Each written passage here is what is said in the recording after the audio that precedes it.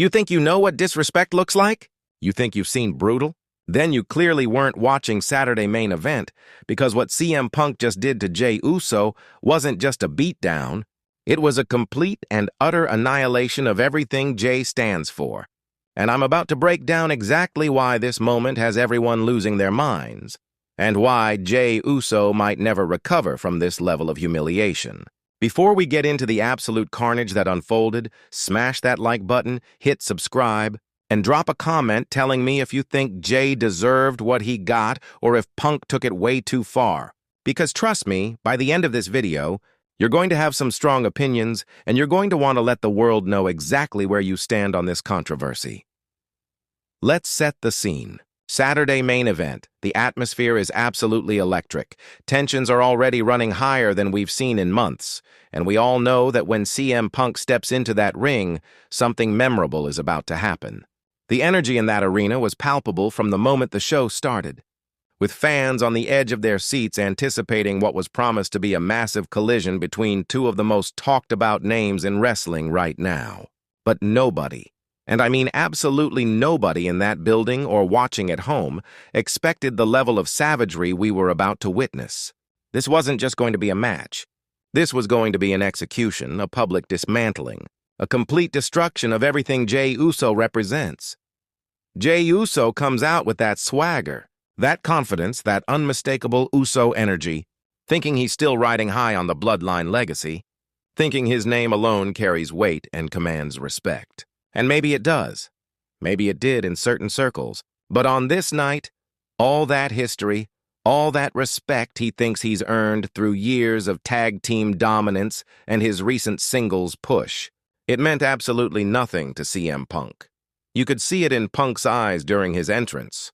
That cold, calculated look that tells you this man isn't here to put on a wrestling clinic. He's here to hurt somebody, to prove a point, to remind the entire world exactly who he is and what he's capable of when he decides to turn up the intensity to maximum levels. The introductions alone were tense. The referee going over the rules, both men staring each other down, and you could cut the tension with a knife. The crowd is split. Some chanting for Punk, others rallying behind Jey, and the noise is deafening.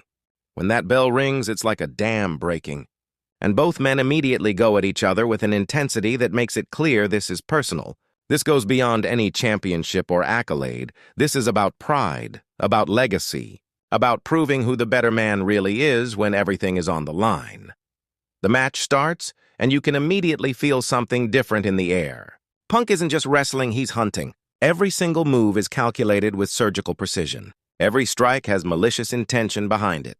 And you can see in his eyes that this isn't about winning a match. This is about sending a message that will echo through the entire industry. Jey tries to bring that Uso intensity, those devastating super kicks that have put down giants and ended countless matches, those powerful strikes that have made the Uso name synonymous with toughness and resilience. But Punk is on another level entirely tonight. He's dodging with the grace of a man who's studied every frame of Jey's footage. He's countering before Jey even completes his movements. And worse than that, he's smiling. That cocky, arrogant, absolutely infuriating CM Punk smile that tells you he's not just in control. He's enjoying every single second of your suffering and wants you to know it. Then comes the moment that has social media absolutely exploding. The moment that's been replayed millions of times already and will be talked about for years to come. Jey goes for his signature dive to the outside. The move that's wowed crowds for years and become one of his most reliable weapons. The move that's turned the tide in countless matches. And Punk doesn't just move out of the way like a normal wrestler would. He catches him mid-air with perfect timing and drops him with a devastating power slam right on the unforgiving floor outside the ring. The impact echoes through the entire arena, and you can hear the collective gasp from thousands of fans who just witnessed something truly shocking. The sound of Jey's body hitting that floor was sickening, and even hardened wrestling fans in attendance winced at the brutality of it. But Punk isn't done, not even remotely close to finished with his destruction. He picks Jey up like he weighs nothing, looks directly into the camera with those piercing eyes, And you can read his lips saying something that I absolutely cannot repeat on this channel, but let's just say it involved Jay's entire family legacy and questioning everything the bloodline has ever accomplished. And trust me when I tell you it was absolutely savage. Back in the ring, Punk starts working over Jay systematically, like a scientist conducting an experiment or a surgeon performing an operation. This isn't a fight anymore. This is a master class in controlled violence. This is a lesson being taught in the most painful way imaginable. Punk targets the arm, the same arm Jay uses for those devastating super kicks that have become his signature. And he's twisting it, wrenching it, manipulating it in ways that make even experienced wrestlers watching at home uncomfortable. He's making Jay scream in genuine agony, and those screams echo through the arena, creating an atmosphere that's equal parts uncomfortable and absolutely captivating. The referee keeps asking if Jay wants to quit, checking on him constantly. But you know the Uso pride won't let him tap out. That family honor and legacy won't allow him to just surrender, and Punk knows it too. That's what makes this even more sadistic, even more cruel. Because Punk isn't looking for a submission at this point, he's looking to inflict maximum damage, to leave scars both physical and psychological that will last long after this match is over. The commentary team is absolutely losing their minds trying to call this action, their voices cracking with the intensity of what they're witnessing, talking about how they've never seen Punk this focused, this vicious, this absolutely determined to not just win, but to completely and utterly destroy his opponent. And they're absolutely right in their assessment. We've seen angry Punk before. We've witnessed passionate Punk putting on incredible matches, but this is something different entirely, something darker and more personal. This is personal in a way that transcends whatever storyline or booking decision brought them to this point. Every chop to the chest leaves angry red welts that will be visible for days. Every knee to the face is delivered with malicious intent and pinpoint accuracy. And Jay is taking an absolute beating that would break lesser men. That would have most wrestlers begging for mercy or looking for a way out. What really sets this apart, though, what elevates this from just a one-sided beating to something truly memorable, is the psychology Punk is employing throughout.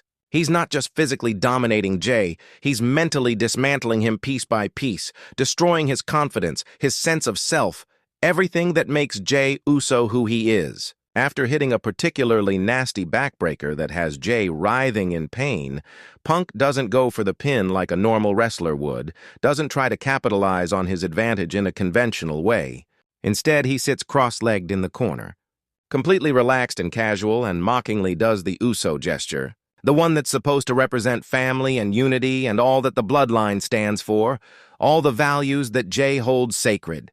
The crowd absolutely loses it, half booing at the disrespect, half cheering because they're entertained by the sheer audacity, because even if you hate what Punk is doing, even if you're disgusted by this level of mockery, you cannot deny the absolute audacity of it. He's taking everything Jay holds sacred, everything that matters to him, and turning it into a joke, a punchline, something to be ridiculed. And the cameras catch Jay's face in perfect clarity, showing a mixture of physical pain, burning rage, and something that looks almost like despair or hopelessness. Jay tries to mount a comeback because that's what Usos do. That's what his family legacy demands. They fight back.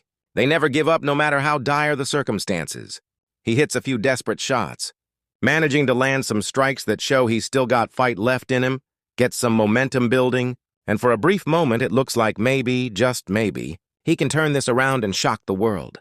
The crowd starts getting behind him, sensing the potential for an incredible comeback, chanting his name louder and louder, and you can feel that energy shift in the building. But Punk is ready, because of course he is, because he's been 3 steps ahead this entire match. He sidesteps a superkick attempt with casual ease, catches Jay with a perfectly timed roundhouse kick that drops him to his knees, and then delivers the GTS, the go-to-sleep, with such tremendous force that Jay crumples like he just got hit by a speeding truck. The impact is devastating. The sound reverberates through the arena, and everyone watching knows this has to be it. But here's the thing that makes this even more brutal. Punk doesn't pin him. He doesn't take the easy victory that's right there for the taking. Instead, he drags Jay's limp body to the center of the ring. positioning him perfectly, and applies the Anaconda Vice, his signature submission hold, and now he's not just looking to win. He's looking to make Jay tap out, to make him quit, to make him submit in front of the entire world and admit that CM Punk is better than him.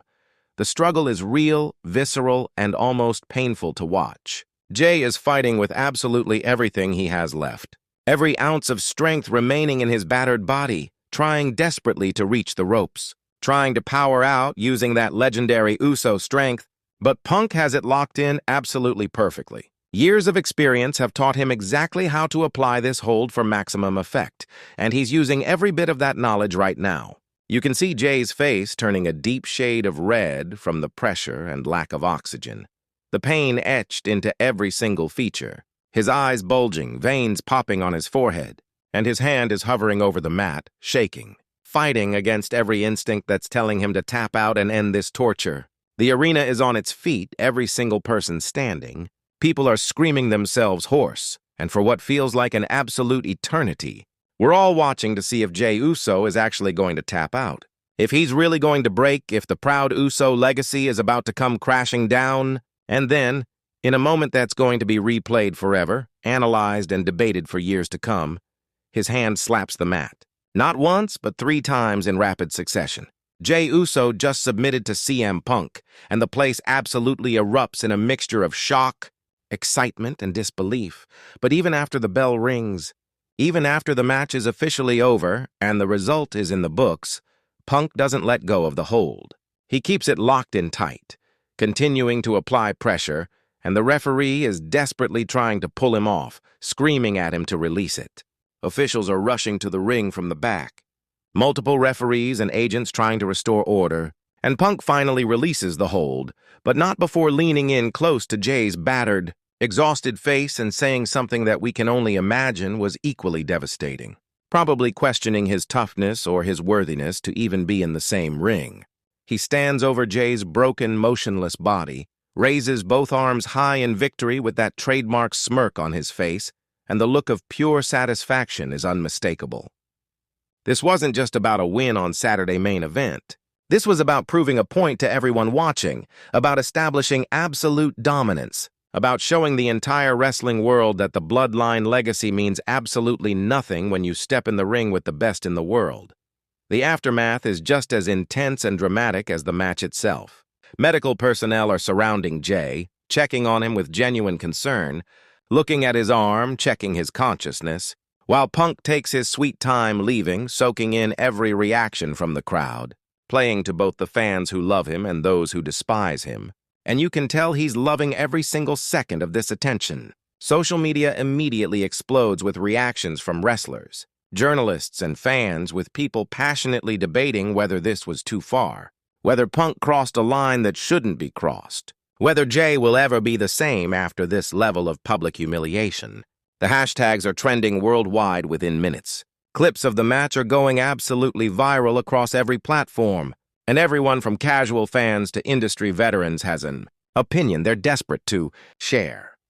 What makes this even more significant and worth discussing is the context of where both these men are in their careers right now. CM Punk, the returning legend who's proven beyond any shadow of doubt that his time away didn't diminish his abilities one single bit, who's shown that he's still got that same fire, that same intensity, that same ability to create moments that people will remember forever. And Jey Uso, trying desperately to establish himself as a legitimate singles competitor, trying to step out of the massive shadow of the bloodline and make his own name as an individual rather than just part of a legendary faction.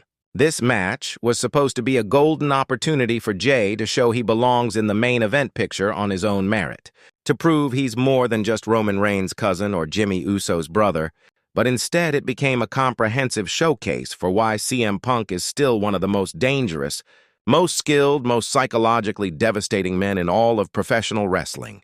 The entire narrative that was being carefully built around Jay's individual success just got completely derailed in the most brutal fashion possible. And now the million-dollar question becomes, how does he recover from this? How does he rebuild his credibility and momentum after getting absolutely destroyed by Punk in such definitive, humiliating fashion?